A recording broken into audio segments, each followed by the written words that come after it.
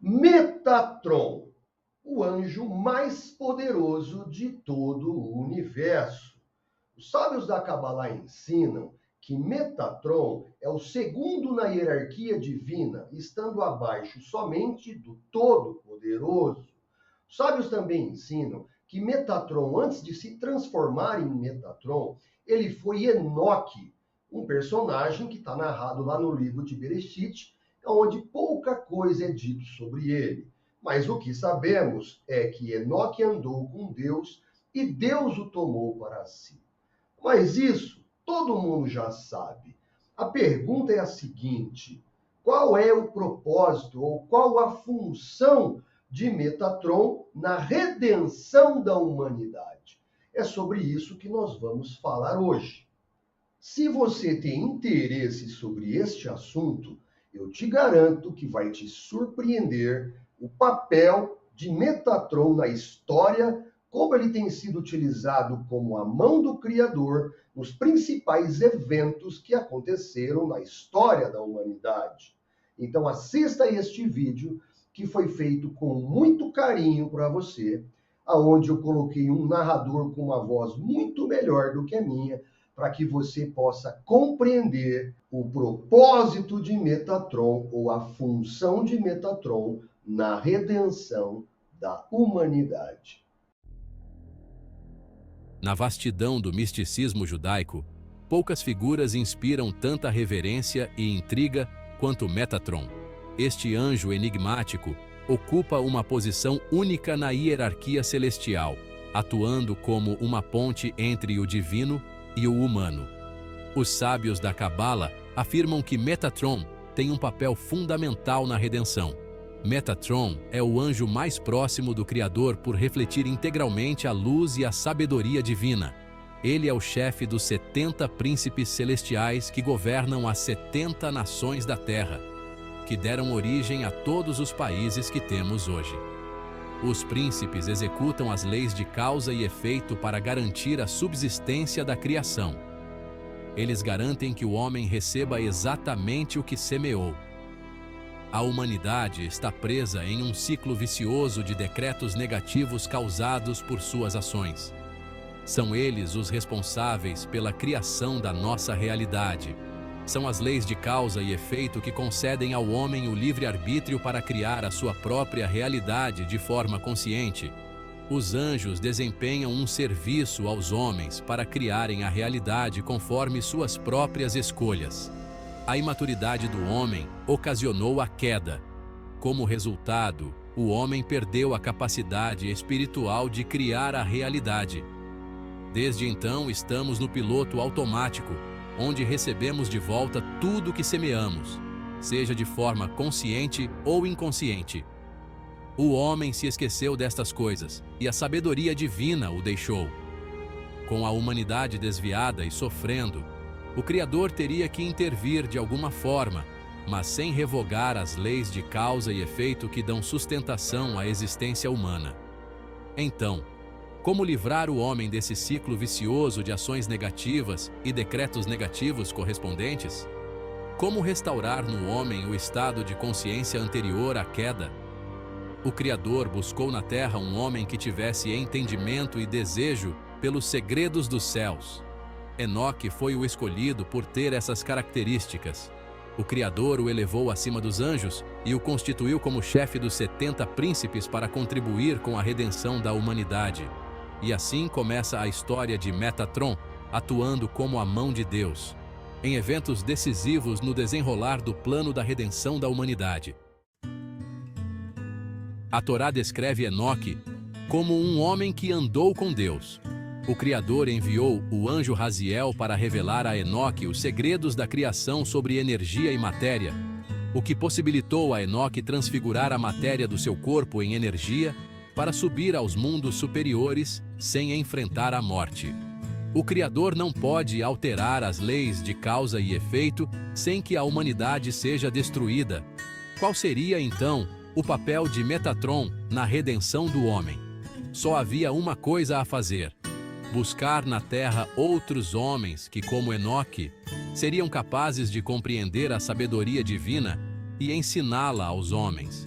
Metatron ensinou a Abraão, depois a Isaque e a Jacó toda a sua sabedoria, para que a partir deles o Criador tivesse agora um povo na terra que seria detentor dessa sabedoria, com o intuito de ser luz para todas as nações da terra, para que os homens aprendam com a sabedoria divina, para saírem da posição de coadjuvantes para atores principais na criação. Mas isso não é tão fácil quanto parece. Parece fácil, não é mesmo? Basta ensinar a sabedoria a alguns homens e o efeito dominó fará o resto. Mas as coisas não são bem assim. Seria muito fácil o homem entender que o sistema astral funciona como um espelho que devolve ao homem tudo que ele semear para o bem ou para o mal. Contudo, existe um fator agressivo e danoso para o ser humano que deve ser considerado. Muito pouco se fala sobre isso fora dos círculos de estudos da Cabala. Mas é de fundamental importância que você tenha consciência sobre a atuação das forças do mal e como elas invadiram a realidade humana. Adão e Eva passaram 120 anos separados. Eva se uniu à serpente, um anjo chamado Samael, e Adão se uniu a Lilith. Durante esse tempo, ambos geraram filhos com esses anjos negativos.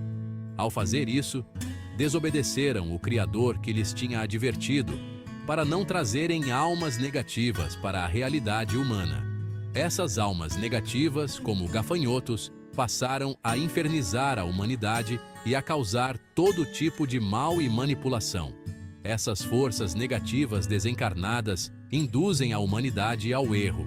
Sugestionam as pessoas a cometerem todo tipo de crueldade e maldade, sabendo que as leis de causa e efeito trarão eventos de reciprocidade com muita dor e sofrimento, prendendo a humanidade em um ciclo vicioso terrível. É neste cenário que o Altíssimo, bendito seja, trabalha dia e noite para redimir a humanidade. A coisa ficou tão feia que o Criador teve que destruir a humanidade com o dilúvio. Foi uma tentativa de reconstrução. Mas como as almas negativas continuam por aqui, elas trataram de corromper os descendentes de Noé, assim como fizeram com as gerações pré-dilúvio. Assim surgiu a Torre de Babel, onde Nimrod, inspirado e guiado por essas almas negativas, queria implantar um governo mundial humano para dominar toda a humanidade. Metatron foi o agente de Deus que confundiu as línguas para evitar que isso acontecesse. Contudo, essa intervenção foi apenas paliativa, uma vez que seria só uma questão de tempo para os níveis de corrupção chegarem aos níveis pré-dilúvio. Metatron passou a atuar junto a Abraão, depois com Isaque e com Jacó.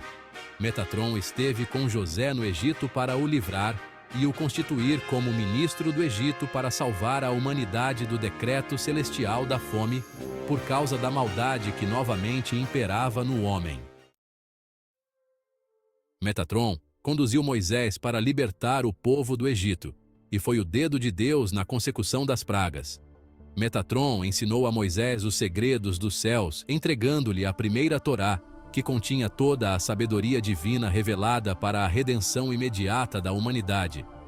Infelizmente, mais uma vez as almas negativas impeliram muitos mágicos egípcios a irem com o povo na saída do Egito. Quando Moisés desceu do Monte Sinai, viu o povo adorando o bezerro de ouro, que simboliza 3 qualidades negativas: a perversão sexual, a inveja e a difamação. A primeira Torá não pôde ser entregue e as tábuas se quebraram. Moisés e Metatron constituíram a segunda Torá. A sabedoria divina agora estava velada e oculta nas entrelinhas, para que somente aqueles que estão preparados possam descodificá-la. O motivo é para que os filhos das trevas não acessem a sabedoria, para utilizá-la como magia e manipulação das leis de causa e efeito, para criarem a realidade de acordo com seus fins egoístas. Metatron apareceu a Josué como o anjo de Hashem. Metatron também é conhecido como o anjo Micael, ou arcanjo Miguel. Muitos nomes lhe têm sido atribuídos. Metatron sempre esteve presente com Israel, atuando junto a alguns reis como o rei Davi e com alguns profetas clamando como uma trombeta para alertar o povo dos seus desvios e corrupção espiritual que lhes causaria o retorno em circunstâncias horríveis, debaixo das leis de causa e efeito.